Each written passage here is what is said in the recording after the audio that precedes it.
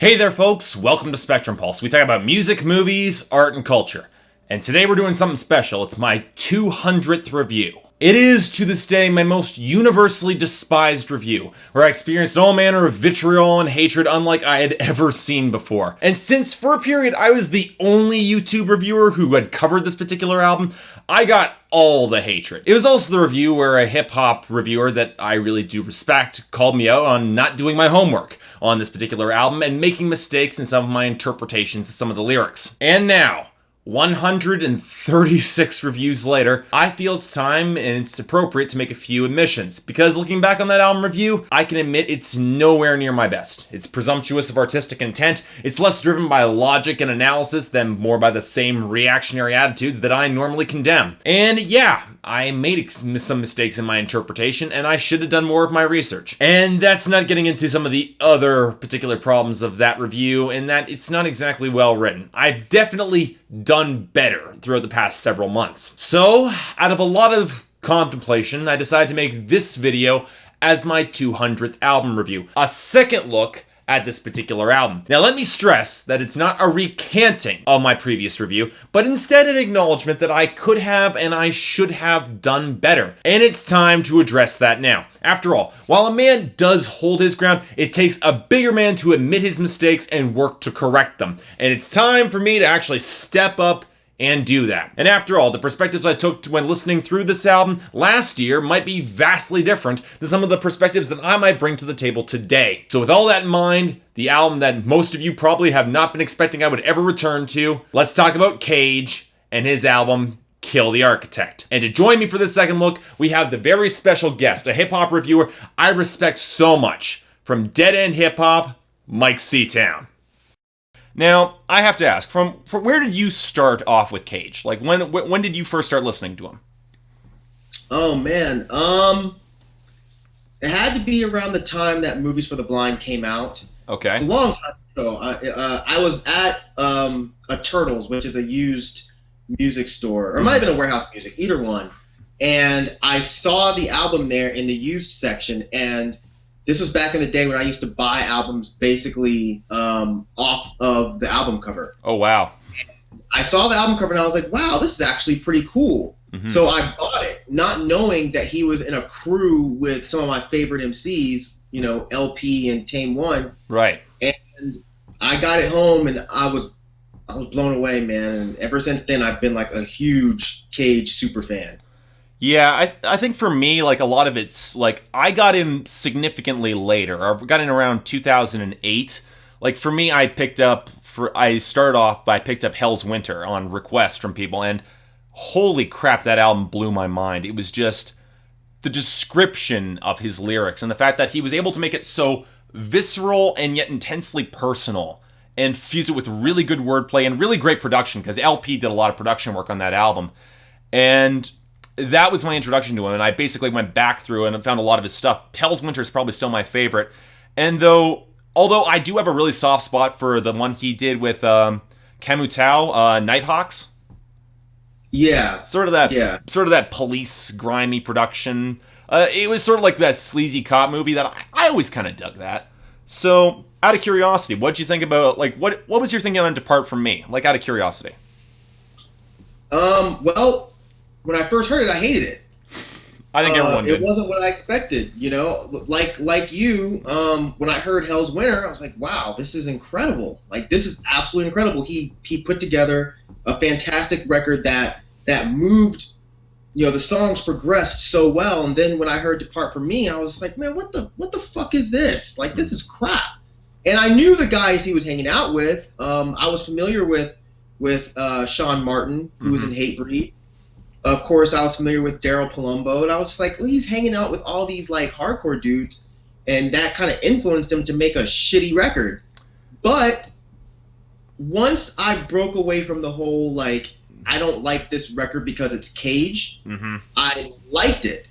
That's the thing. It's not a shitty record. It's not a bad record at all. It's just that the fact that Cage did it, people didn't accept it. You know, if some other rapper came along and did that record, they'd think it was fantastic. Yeah, and I get the feeling that I get what he was trying to do. I think it was one of those records, since I'm not a huge hardcore guy, I'm basically like, most of this, I can appreciate what it was trying to do, but at the same time, I'd argue that parts of it just weren't for me. Now, Sure. Now, when we come into basically the next big shift, which is Kill the Architect. Now, you've gone on. This was your third favorite album of the year last year, or third favorite hip hop album of the year. And you've made the statement a number of times that you think it's misunderstood. Why do you think that? I think it's misunderstood because people are judging that record solely off of what he's done in the past, and I think that's the biggest mistake you can do with Cage. Mm-hmm. Actually, I think that's the biggest mistake you can do with any artist. You know, like, an artist should not be required to remake their own work over and over again to keep people interested. You just did a video on that, Dead End Hip Hop, like. We did, yeah, we did, absolutely. And when we were talking about reinventing yourself, should an artist have to do that? I don't think they should have to, but if they want to, there should not be a problem with it. Right. And I think with Cage, this album was surprising to a degree, but at the same time, it kind of wasn't. Because I think that with every record Cage has put out, nothing has sounded the same. That's true, definitely. You know, everything he's done has been different. And I think that when you look at him that way, this shouldn't be a surprise.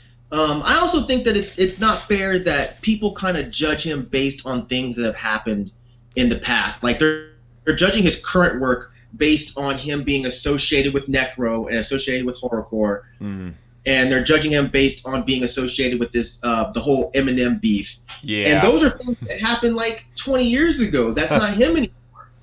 And honestly, I think that's where I particularly had issues with the record, because when I stepped into that record the first couple of times I heard it, I was very, like, even coming off of Depart From Me, I knew he was going back to rap, but I didn't know how he was going to go into it. And when I heard Kill the Architect, and it was, to me, it felt like even a radical departure from Hell's Winter, but like partially in terms of the production, partially in terms of the way he was rapping, and to some extent the content. To me, my immediate response on that review, I was very disappointed with it, because I was expecting something that was more descriptive, more along the lines of the horrorcore genre, and when I didn't get it, I was, as I said, it was an emotional reaction. I probably looked at the album, I judged it poorly and based upon that initial viewing. I can admit that. Now, I've gone back and probably listened to that record, I don't know, probably dare say 15 or 20 times, like over and over again, because this is one of those records I keep getting the feeling that I should like it more than I do. And it's one of those albums that I feel that it's both, like, I think it achieves what it's trying to do, but at the same time, I'm not sure I like what it's trying to do, if that makes any sense. It totally makes sense. I mean, he's delving into an area that's not for everyone. Yeah. And, you know, if you're not, I hate to say, if you're not a sad sack, if you're not into dark music, you may just not get it. Like when I first heard that record, I had a lot of the same feelings you had. I hated it. And a lot of times, this is what's been happening with me lately. When I first listen to a record, I think it's terrible. And then, like you, I'm like, wait a minute. There's something about this. I should listen to this again. I put it on again. I think it's okay. Yeah. By the fifth listen, I think it's incredible. It happened with the newest Atmosphere record. When I first listened to it, I was like, what the hell is he doing? This is so bad. By the fourth listen, I think it's a masterpiece. It's just, and those two albums, I think you can tie together, because when people complain about the Atmosphere record, they give the same complaints that they give for this Cage record. Is Atmosphere is not really deep with his lyrics anymore. Same thing they say about Cage. But I think on this album, I think his bluntness caught people off guard.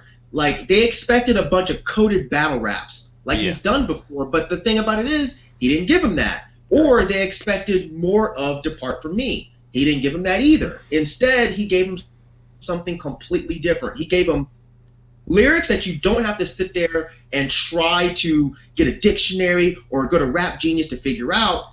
You just listen to them and you get it. Yeah. And I think that's cool. I don't have anything against someone being blunt. I don't think that means you're a bad lyricist. Oh, I agree. If you can feel your music, cool. That's all that matters.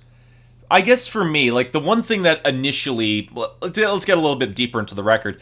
The one thing that I think that in terms of some of the darkness to the tone and some of, like, the depressing subjects that he's exploring, because, let's be honest, it's a very misanthropic record in terms of some of the subject matter he's pursuing, in terms of some, like, it's the sort of record where he hates both everyone around him, in terms of both hip-hop culture, in terms of some specific hip-hop artist, in terms of the whole celebrity culture that comes up in tracks like Want Me and They Suck.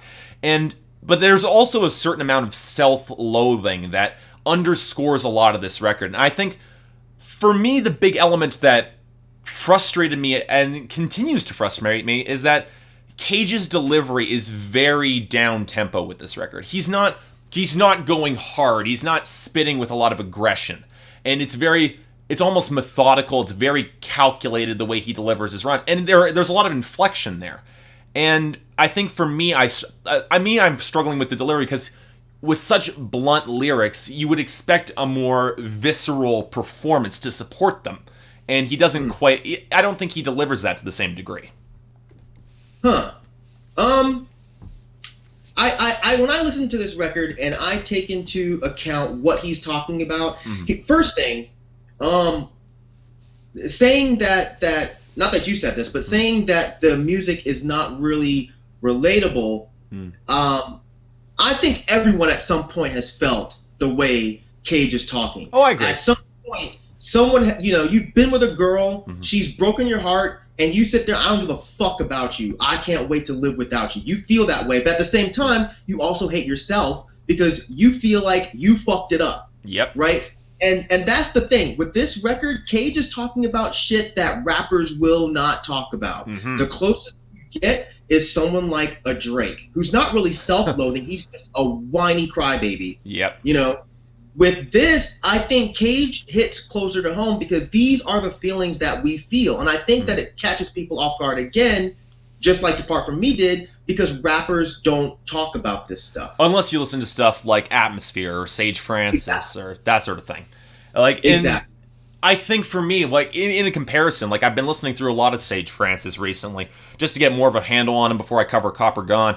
Sure. The one thing that I've noticed about him is that even on songs where he's very confessional and he reveals a lot of himself, he's still got more of an upbeat energy. He still delivers. He's still an impressive spitter, and I think that's probably one of the things that kind of irked me with Cage, is that he didn't provide that level of energy, and it almost seemed like he didn't seem to care as much about what he was saying. And as such, I'm asking the question to myself, okay, if you don't seem to care, why should we care as an audience about the stuff that you're venting about? Well, okay, so as far as him not caring, here's the thing. So when you listen to an album like, I'm not sure if you've heard Movies for the Blind. I have, yes. Okay, that's my favorite Cage record still. All right. And that's just, I'm an old fucking dude. That was the first thing I got, and I just love that record. I get it.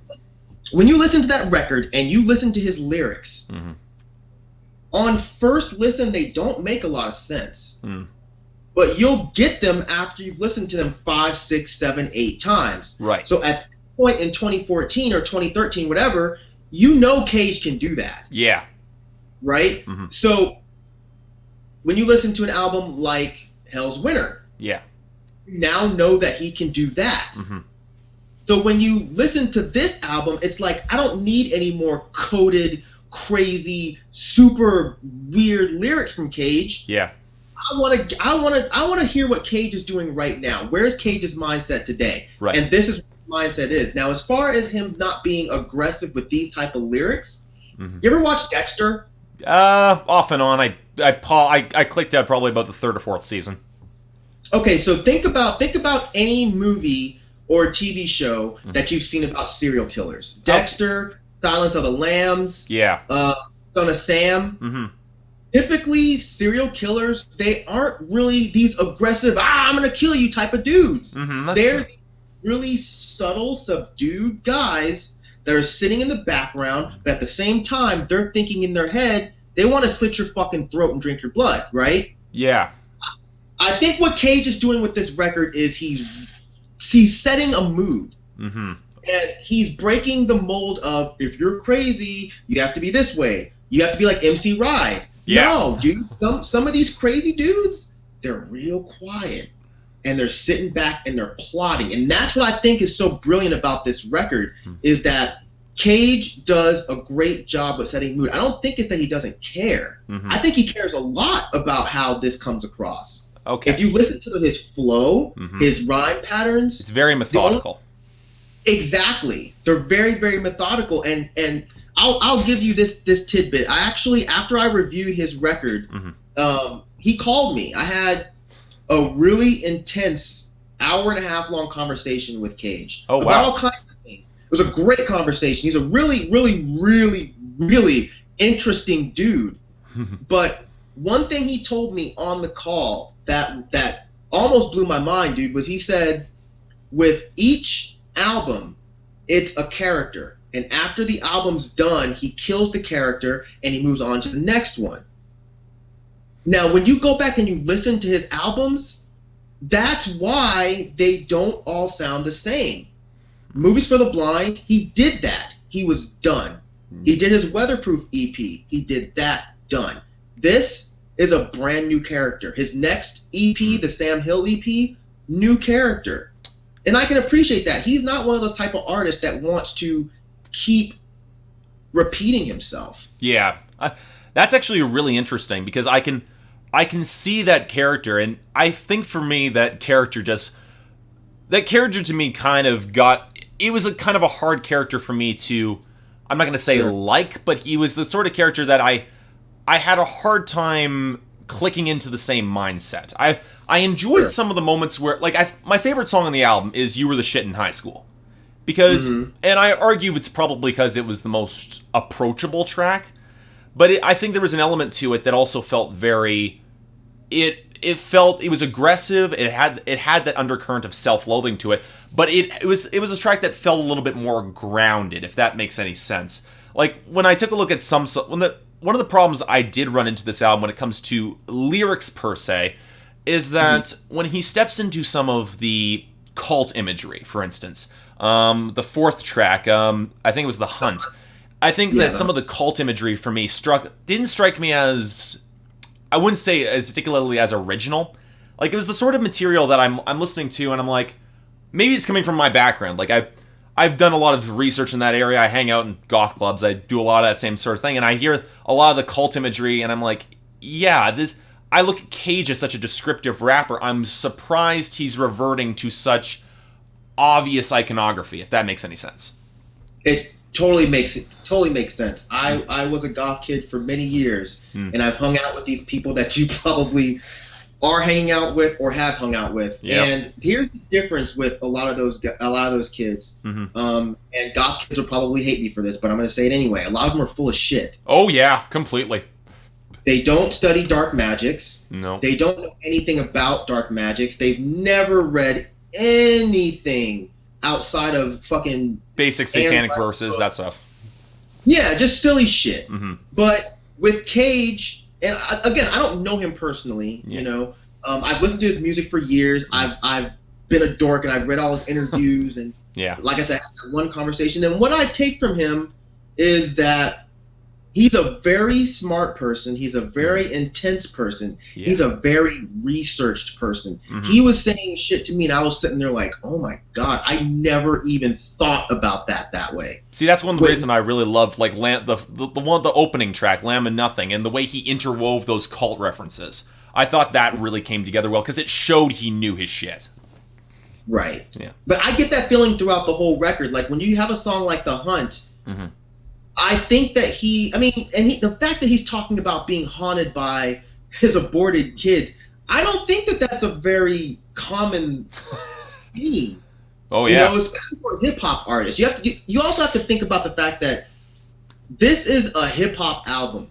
How many hip hop artists are brave enough to put out a record where there's multiple references to Satan, to God not existing, all kinds of shit. Yeah. Rappers don't do that, and that's where I kind of disagree. That it might not be original in the realm of metal or in the realm of some goth rock, but with hip hop, it's really original. Yeah. Not that he that. Go ahead. No. Go ahead. I guess for me, it's like I don't really, when it comes to that sort of hip hop boundary. For me, I can see the originality when it comes to hip hop, but maybe it was also coming from the fact that I had marathoned through Nine Inch Nails' discography a couple weeks earlier, and when I reviewed Hesitation Marks, and I'm like, and when I get songs like They Suck or Watch Me, which are very much focused on that celebrity culture, and I'm sitting back and I'm listening to, these are versions of Starfuckers Inc.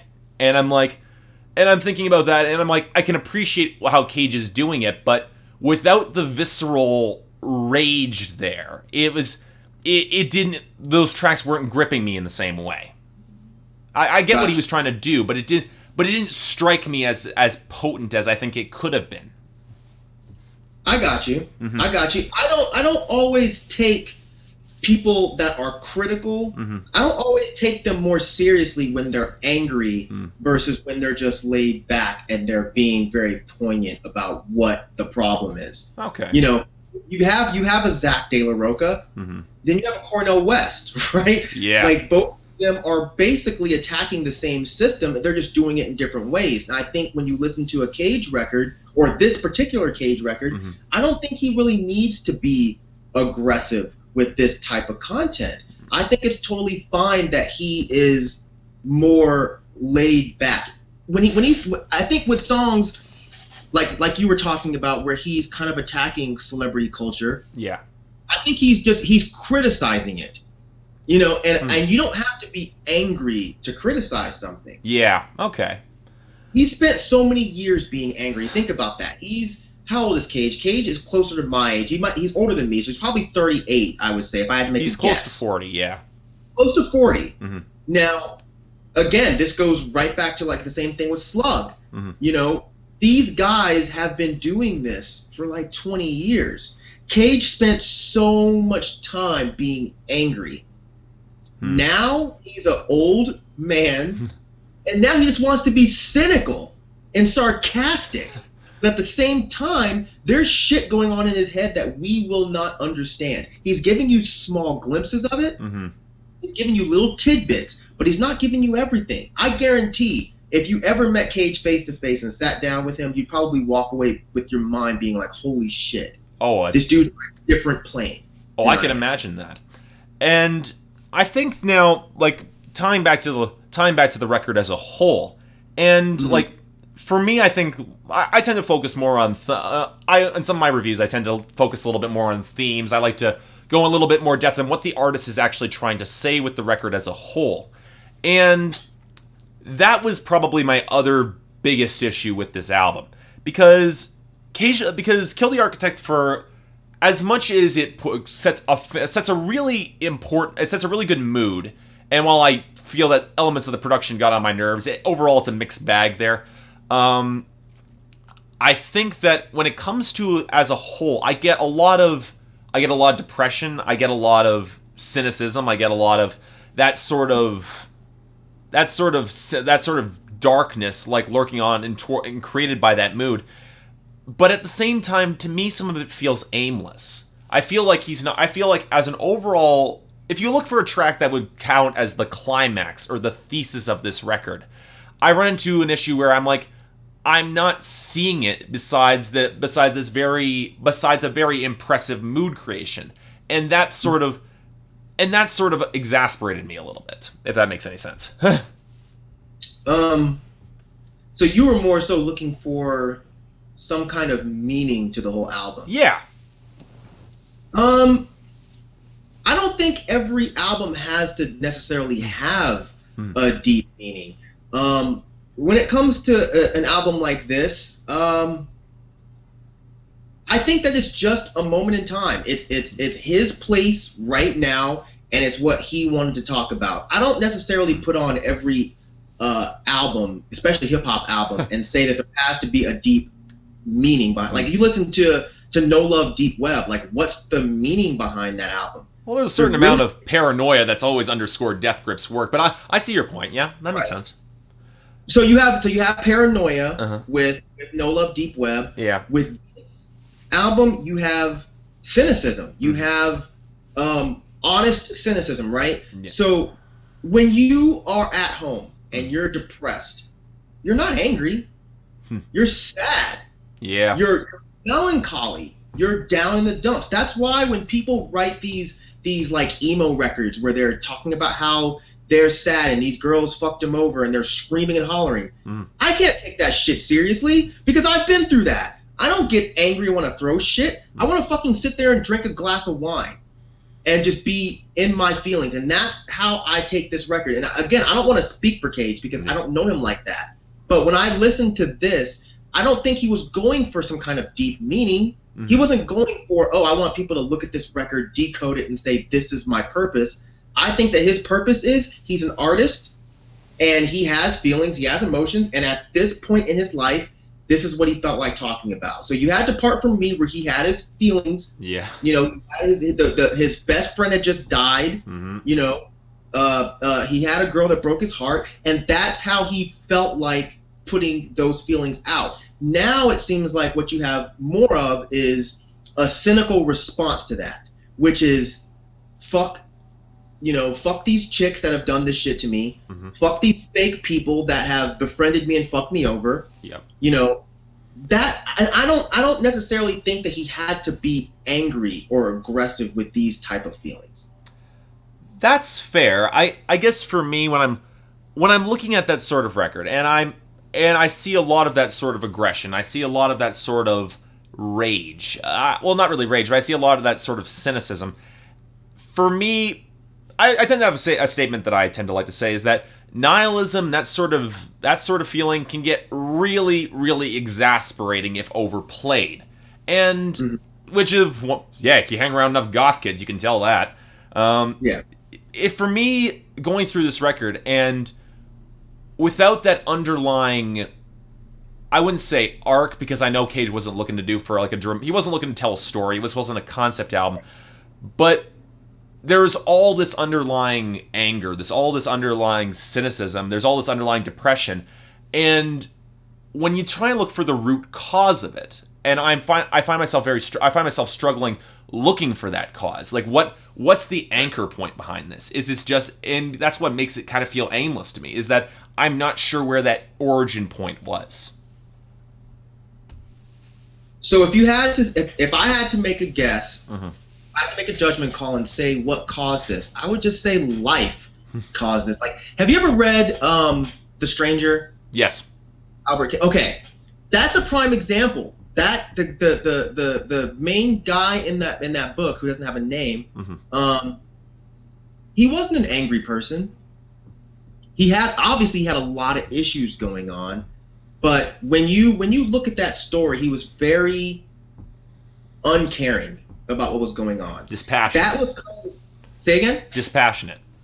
Yes, and that's kind of the same way Dexter is. I know you haven't really watched the show, nah, but that's the same way Dexter is. Dexter didn't have many emotions. He was just very calculated. When it comes to this, I get those same feelings. If I had to think of a root point of what caused this, all I gotta do is just look at what's happened to Cage throughout the past 6-7 years. And this is just the natural burn-off point where he's burned through the anger and now he's just cynical. Exactly. You know, like I said, you know, his best friend died, his girl, you know, did whatever she did to him. And now he's just in this place where he's just like, fuck all this shit, man. Fuck all this shit. But I'm not going to yell and scream about it. I'm just going to say, hey, fuck you, fuck this, fuck that. I don't think we have to know the root cause. We just have to say, okay, something happened, and this is his reaction to it. I think everybody reacts to things differently, man. Like, some people want to stomp, scream, and yell, but I don't take those people seriously. They're children. When you get older, How old are you, dude? I'm 24. Yeah, see, I'm 30. I'm 36. So at 24, I wanted to be angry and yell and scream and kick shit. 36? Not the same way. No, not at all, man. 36, I just want to sit back and be like, man, fuck this, dude. Fuck this. Fuck that guy. Fuck that chick. She's a piece of shit. Give me my wine. I'm chilling. That's kind of like the mindset we get into. So this is more of a mature Cage. I think it's more of a mature Cage, and it's more of a I truly don't care Cage. You can, like, when someone is screaming and yelling at you, man, they care. They're yelling at you because the emotions are running rampant. Yeah. When you get into an argument with somebody, and they are seriously screaming at you, is because they care about you, they care about your opinion, and they care about what you think about their opinion. But if you get into an argument with somebody and they're sitting there like, yeah, dude, you're stupid. You're wrong. You're just stupid. Why are you talking to me? They don't care. And I think that's how this character that Cage is built for, Kill the Architect, I think that's the character. This is a dude that seriously, when I listen to this record, I just get such an existentialist feel of this guy that's just walking around that's just like, I don't care. I don't give a fuck about you. You're a loser. You're a piece of shit. At the same time, there's a little part of me that blames myself for this too. Yeah. But I blame you more. I'm just not going to be angry about it. That's just how I take this. That's honestly some of the stuff I've been looking to actually figure out, because this has been an album I've struggled with for several months now, just trying to get a handle on it. And like the lack of caring thing exasperated me. But I guess when a certain amount of detachment can have a certain, I can appreciate that detachment to a certain extent. Like especially if he is looking to divorce himself from previous tragedies, and he's just trying to like get away from it. And that detachment is a way he can process that. Yeah, and I don't think there's anything wrong with you not liking the record. I mean, you're not gonna like everything. Like there's records that you will put on and everyone around you saying, dude, you're missing it. Sometimes you're just gonna miss it. You're just gonna walk away and say, you know what? I don't fucking get it. Sorry. And I think that might just be what's going on with this record. Like when I first saw your review, I know it was all text and you can never tell how someone's coming off, but it was never a feeling of, you know, I think you're stupid or I think you're wrong in not liking the record. Someone not liking a record is their right. It's human emotion. Like you're not gonna get all of it, but it's just sometimes it's in how you look at the record that changes everything. You know, if you're looking at it and you're expecting a certain thing or you're wanting a certain thing, and these things are not what the artist wants to portray, then you're just gonna completely be misguided and you're gonna misunderstand what the record's purpose is. And I think that kind of is what's going on a lot with this record with a lot of people. They put it on and they're like, well, this isn't Hell's Winter. Wait a minute, this guy battled Eminem? Wait, this guy was this misogynist rapper with a whole bunch of gold grill in his mouth? I don't understand what's going on. You have to discount all that and say, this is a new album. This is a different person, a different character. Yeah, and I think that's probably where my disconnect was, is at least particularly when it came to that review, and the frustration that I kept on feeling that there should be something underneath this that wasn't, and the fact that that underlying detachment was just not clicking with me. And I that makes a lot more sense. Now, to be fair, I still don't think it's entirely my thing. I'm not the biggest fan of the more down key delivery. I prefer Cage when he's a little bit more visceral. Sure. And there's production. I've got production quibbles all over this album. Like one thing I did love about the production, I liked the more melodic focus. When he had a lot of the keyboards, he had a lot of the organ lines, he had a lot of the synth effects, but they were never a lot of the production was understated that I really liked.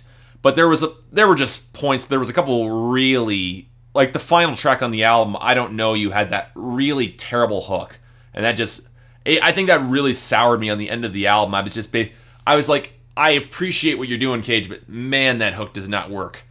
And so I think in the end, I really thank you very much for this. I really appreciate having your insight here. Like, just being able to have someone that I can talk to about this, and B, like, help open my eyes to another perspective. Because yeah, definitely. But real quick, going back to the production, what I also want to point out that I think is interesting is production was all handled by Mighty My. Right. And Mighty My is someone who also did, I'm not positive he did all of it, but he did a lot. He didn't do all of it, because Kamuteo produced some of it too. He did a lot of movies for the blind. Yes. So when you have two people who worked together back then that put out this record that's completely different, and now they get back together and they work together and they do this record that is like the antithesis of Movies for the Blind. Oh, very much so. That's really interesting. Like, Mighty My, his beats are completely different. So once again, just like with Cage, Cage can do these really deep, complex raps. Want to do that anymore. Mighty My can do these crazy boom bap, have you throwing your hands up in the air beats. Yep. I don't want to do that anymore. These are two guys that have done this already. It's like, why should I keep doing the same thing? Honestly, for me, my issue was never honestly, my issue with the producer was never when it came to, like, I was never not expecting him to actually switch up the beats and, like, follow more along with Movies for the Blind. It was just some of the choices he made when it comes to some of the production elements that just didn't vibe with me. And that makes sense.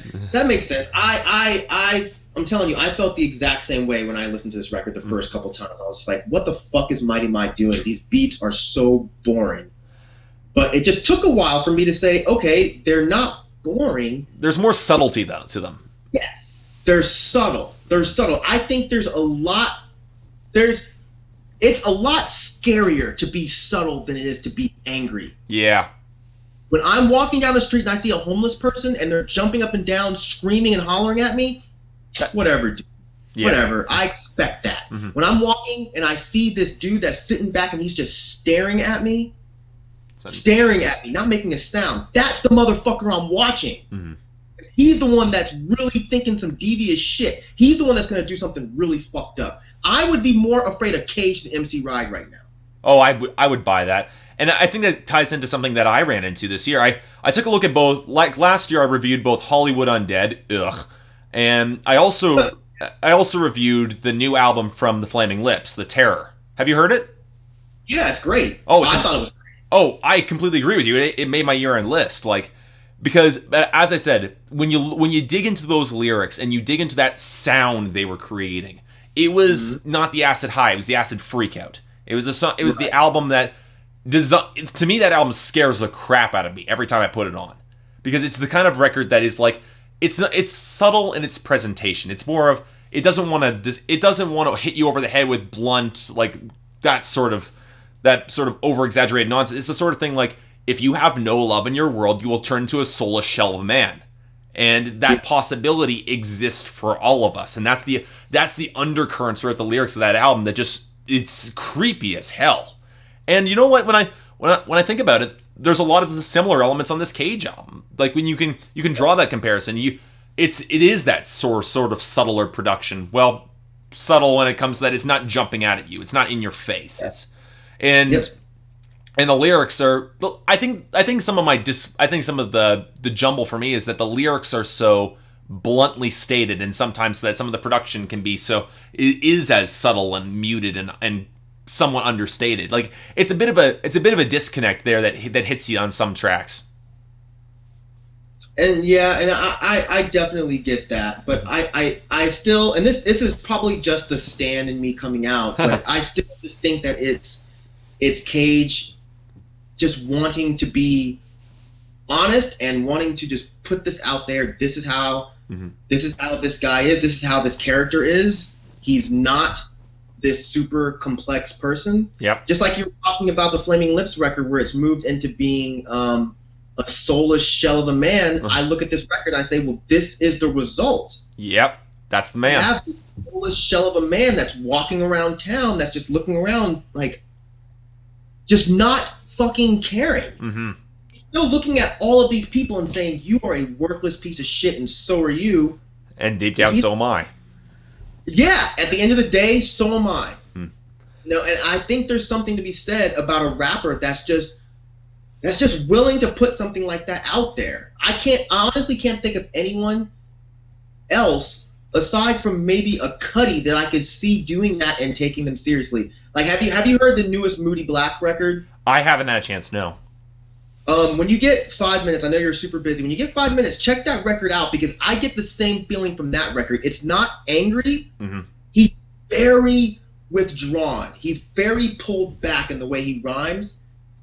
But it's some dark shit. And that's the kind of record that I think is scary, is truly scary. These dudes, they're not screaming. They're not aggressive. They're just really calculated and spooky.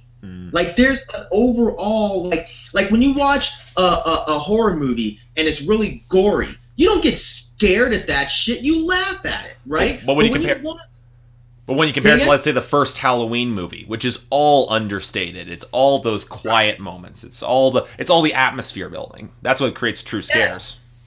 Or when you watch a movie like Suspiria, like a real good Argento film, you're instantly creeped out because there's this feeling, there's this tension there. And I think that that's really valuable when an artist can do that. Cage on this album, to me, he built tension. And the great part about it is you're waiting for that tension to be relieved. And it doesn't happen. You want, by the end of the record, you want him to just scream, okay. He never does it. And I think that's probably one of the issues I ran into. It was like I was expecting for the tension to be released, and ultimately coming out of it, I'm like, I come to the end, I'm like, that was it? Like, where was the breaking point? Where was the climax? Where was that moment where was the crystallization of the themes? Where was everything coming together? And when you don't get it, like, that probably pissed me off more than any other album I heard that year. And I listened to I reviewed a will.i.am album that year, so. That's funny. Don't listen to Willpower. It's so bad. You don't even know. He samples Nancy Sinatra and ruins it. I want nothing to do with will.i.am. Sorry, I don't. I never have, never will. Yeah, well, we're in the same boat there. So yeah, coming to a conclusion here, I honestly, you know what? I feel that I understand this record. I get an idea where it's coming from now, and that's what I was looking to get. I'm not sure I'm going to be putting on for in my regular rotation, but I can definitely appreciate it a lot more. Yeah, you don't have to like it. You understand it, you get it, you don't have to like it. I saw some of your comments, and a lot of people were being complete and total dicks. You don't have to like the album. Yeah. But I think with your review, it was just a matter of you can kind of tell that you didn't quite understand it or know where it was coming from. Right. Now you know where it's coming from, or you have a better understanding of where it's coming from, but you still don't have to like it. You can still think it's a shit album. That's right. You're a music reviewer. It's your duty to say if an album you think is shit. Just say it.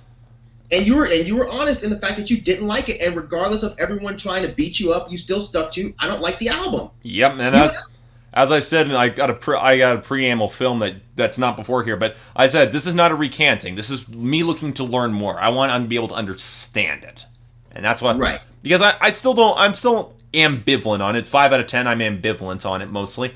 But yeah, honestly, God, I can appreciate why you like it, especially given the kind of music that you like, and I can appreciate its appeal, and I can get behind that at least, and I can respect that. Okay. That was the only reason I posted comments on your page, because you seemed like a smart dude. Mm-hmm. I could just tell that you were kind of looking at the album not in a wrong way, but in a way that I don't think Cage meant to present it. Yeah, and I completely get that now. Mm-hmm. Yeah, but you still don't have to like it. You can still think it sucks. That's right, man. 5 out of 10, stick with it. I am sticking with it. All right. It's an 8 for me, so All right. Well, thanks a lot. Where can people reach you if they want to see more of your shit? They can reach me on YouTube, youtube.com/deadendhiphop, or they can reach me youtube.com/Myke Ctown, MykeCtown. Excellent. I'll throw up some additional stuff and yeah, check out these guys at Dead End Hip Hop. They're providing some of the best hip hop commentary on the